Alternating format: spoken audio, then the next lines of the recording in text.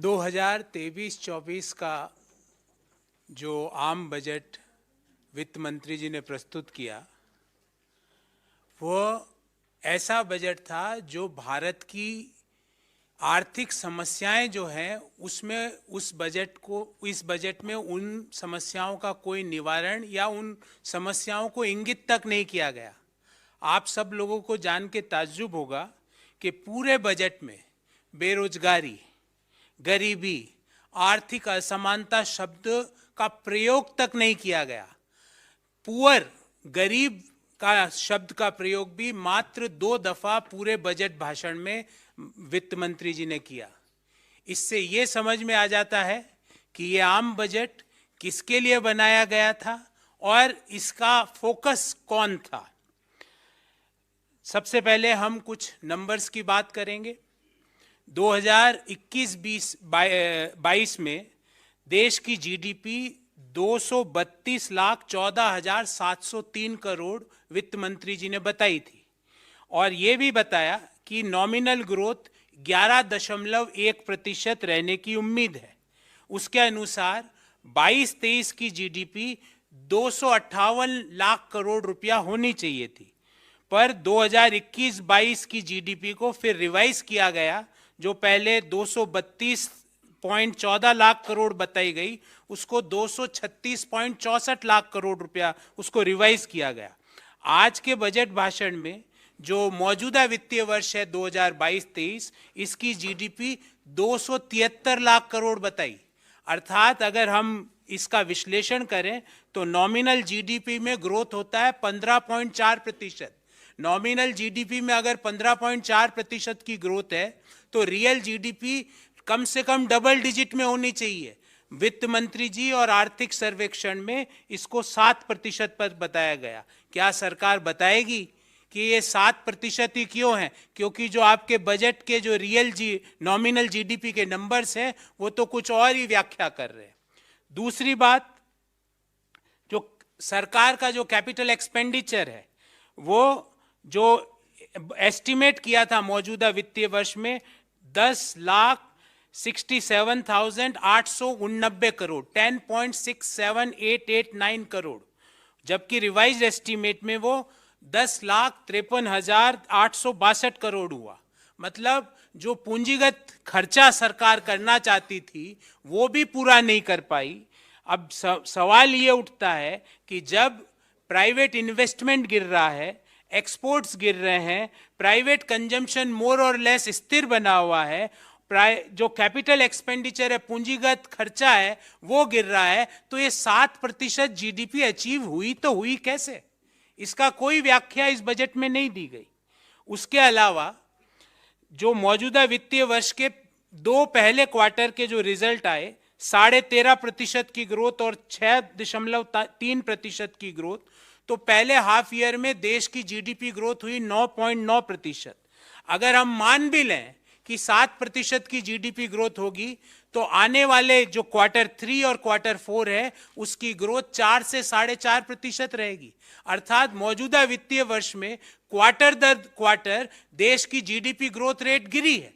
मौजूदा वित्तीय वर्ष के पहले क्वार्टर में 13.5%, दूसरे क्वार्टर में 6.3%, तीसरे क्वार्टर में 4 से 4.5% के बीच और चौथे में भी यही। तो देश क्वार्टर दर क्वार्टर मौजूदा वित्तीय वर्ष में जीडीपी ग्रोथ गिरी है। यह भी बड़ी ताज्जुब की बात है कि देश की सरकार देश की प्रमुख स्कीम्स में जितना खर्चा करने का सोचती है उतना खर्च भी नहीं कर पाती है। कुछ उदाहरण आपके सामने रखता हूं। कृषि पर सोचा था सरकार ने कि 83,521 करोड़ रुपए खर्च करेगी, जबकि इसको रिवाइज कर दिया गया 76,279 करोड़। पीएम किसान पर 68,000 करोड़ रुपया खर्च करने का बजटरी एस्टीमेट था, जबकि वास्तविक खर्च हुआ 60,000 करोड़। एजुकेशन पर, शिक्षा, 1,04,278 करोड़ रुपए खर्च करने का बजटरी एस्टीमेट था, खर्च किया मात्र 99,881 करोड़। हेल्थ पर 86,606 करोड़ की जगह 76,351 करोड़। सामाजिक वेलफेयर पे 51,780 की जगह 46,502 करोड़। शहरी विकास पर 76,549 करोड़ की जगह 74,546 crore. Development for the SC community पे 8,710 करोड़ खर्च करने का सोचा था और खर्च किया मात्र 7,722 करोड़। शेड्यूल्ड ट्राइब्स के विकास पर सोचा था 4,111 करोड़ रुपए खर्च करेगी सरकार, खर्च किया मात्र 3,874।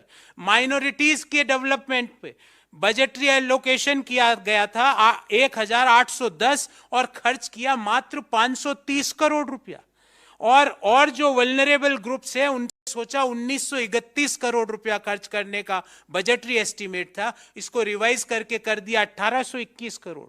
और आप सब लोगों को जान के ताज्जुब होगा कि राज्यों को जो केंद्र सरकार की ओर से जो डिवोल्यूशन के जो पैसा मिलता है उसमें 3,34,339 करोड़ रुपया देने का उनको ट्रांसफर का बजटरी एस्टीमेट था और दिया मात्र 2,70,936 करोड़। अर्थात ये 64,000 करोड़ रुपया राज्यों का जो हक था उनको नहीं मिला। अब करों की बात करते हैं। कोई मेजर करों में कटौती नहीं की गई, सिवाय जो न्यू टैक्स रिजीम में जो लोग ऑप्ट करते हैं उनमें छोटा सा मार्जिनल फेरबदल किया गया। जो इनडायरेक्ट टैक्सेज है उसमें कोई कटौती नहीं की गई। जो पेट्रोल है, डीजल है, सीमेंट है, फर्टिलाइजर्स हैं, इनके दाम यथावत बने हुए हैं। जो जीएसटी की इरेशनल दरें हैं उसमें कोई रैशनलिटी नहीं लाई गई। और तो और जो केंद्र सरकार बहुत सारे सेसेस इकट्ठे करती है, और ध्यान रहे सेस का पैसा राज्यों को नहीं मिलता है, वो सीधा केंद्र सरकार के पास जाता है। उन सेसेस में भी सरचार्जेस में भी किसी तरह की कोई कटौती नहीं की गई। तो सवाल ये उठता है कि ये बजट से किसका फायदा हुआ। एक बात तो सत्य है कि इससे गरीब लोगों का कोई फायदा नहीं हुआ। जो युवा पीढ़ी है जो रोजगार की तलाश कर रही है उनका भी कोई फायदा नहीं हुआ। जो लोगों को नौकरी से निकाला गया है पिछले 2 साल 1 साल में उनको भी कुछ नहीं मिला। जो टैक्स पेयर्स है जो कि समय पर कर देते हैं उनको भी कोई बड़ा रिलीफ नहीं मिला। जो माताएं बहनें गृहिणियां हैं उनको भी किसी तरह का फायदा नहीं हुआ।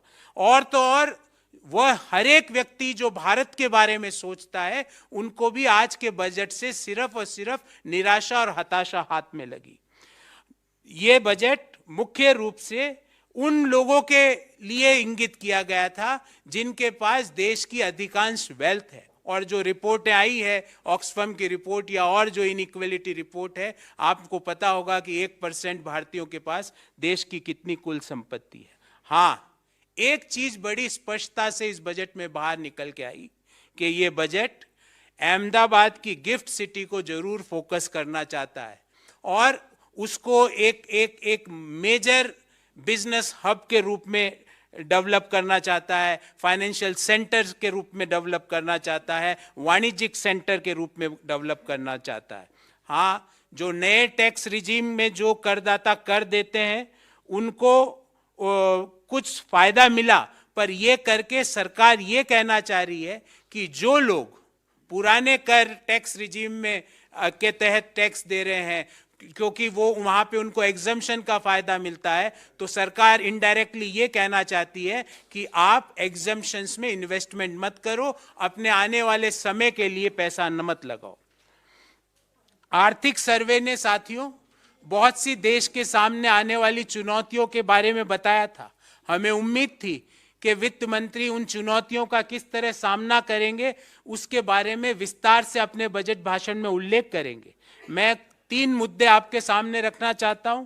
पहला, जो 2023 का वर्ष है इसमें दुनिया की ग्रोथ और दुनिया की ट्रेड स्लो डाउन होगी, उसका भारतीय अर्थव्यवस्था पर क्या फर्क पड़ेगा, क्या इंपैक्ट पड़ेगा, वित्त मंत्री जी इसके बारे में बिल्कुल खामोश थी।